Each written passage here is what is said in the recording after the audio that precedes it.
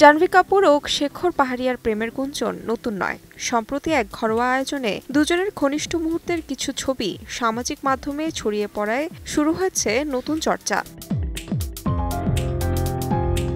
বলিউডের অন্যতম প্রভাবশালী কাপুর পরিবারে বাজছে বিয়ের সানাই। প্রেমিক রোহান ঠাকুরের সঙ্গে বাগদান সেরেছেন বনিকন্যা অঙ্কুলা কাপুর। সেই আয়োজনেই একসঙ্গে দেখা মেলে জাহ্নবী ও শেখরকে। কাপুর পরিবারের ঘরোয়া আয়োজনে জাহ্নবী শেখরকে একসঙ্গে দেখে নেটিজেনদের একাংশ বলছে এটি নিছক বন্ধুত্ব নয়, বরং গভীর প্রেমের ইঙ্গিত। তবে এবারই প্রথম নয়, এর আগেও শেখরের পরিবারের সঙ্গে দেখা গেছে জাহ্নবীকে। প্রায় বিভিন্ন আয়োজনে একসঙ্গে দেখা মেলে এই জুটির। তাহমিনা তন্নি, সময় সংবাদ।